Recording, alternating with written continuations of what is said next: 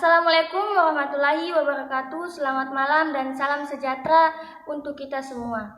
Dewan juri yang saya hormati dan teman-teman semua yang saya banggakan.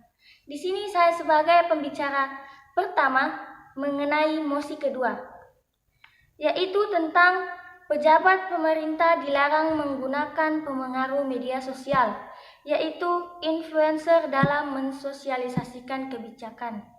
Di sini saya menolak. Karena di zaman sekarang, penggunaan influencer hanya untuk memperluas jangkauan sosialisasi kebijakan, terutama di kalangan milenial saat ini. Bukan tidak percaya dengan kebijakannya.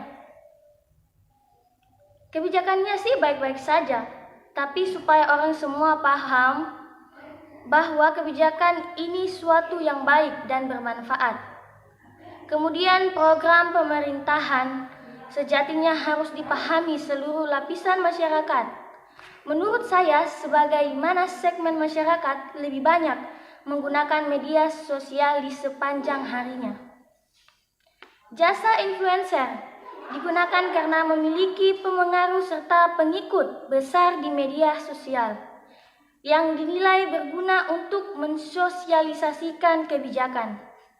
Jadi, saya kira bukan tidak percaya diri, tapi agar jangkauannya lebih luas, terutama di kalangan milenial, karena 40% populasi kita milenial sehingga program-program itu bisa dipahami. Penggunaan jasa ini bukan untuk mendominasi narasi pemerintah di media sosial. Narasi pemerintah di media sosial menurut saya merupakan ruang media sosial tidak bisa didominasikan kelompok tertentu. Lantaran siapa saja yang bisa mengkritis. Ketika berbicara mengenai influencer, digunakan untuk menyampaikan kebohongan. Tidak kenapa. Bahkan ini dapat menanggapi kritik dan temuan dari Indonesia. Corruption Watch atau disingkatan dari ICW terkait penggunaan influencer media sosial oleh pemerintahan pusat. Apalagi di masa pandemi sekarang, kita sangat membutuhkan media sosial. Pandemi COVID-19 menimbulkan dua bentuk ekstremetris, kecemasan dan ketidakpedulian. Kedua kutub ekstrim itu membutuhkan komunikasi massa yang mampu menjembatani antara kebijakan pemerintahan dan sikap positif.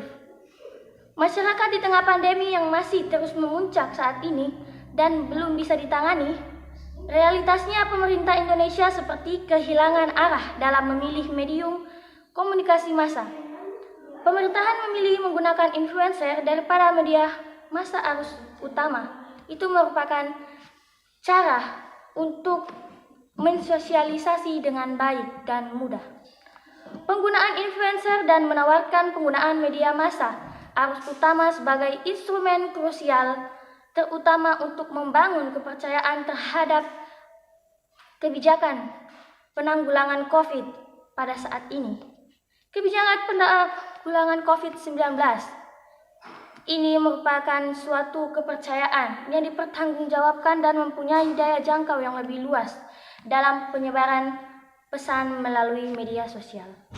Selain itu, aspek keterbukaan data publik melalui media massa juga bisa menegaskan transpirasi dari pemerintah.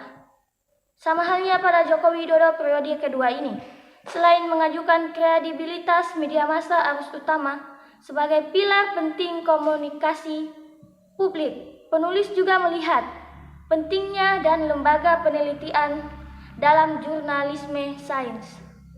Interaksi ini akan meningkatkan kredibilitas media massa dan membangun komunikasi sains dengan ruang publik menggunakan media sosial, khususnya penanganan kecemasan di tengah pandemi saat ini.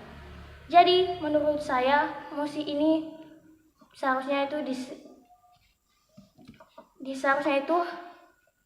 harus kita lakukan dengan kita mendukung pemerintah untuk melakukan pengaruh sosial dengan menggunakan media sosial. Sekian dari saya. Lebih dan kurangnya wabillahi taufiq walhidayah. Assalamualaikum warahmatullahi wabarakatuh.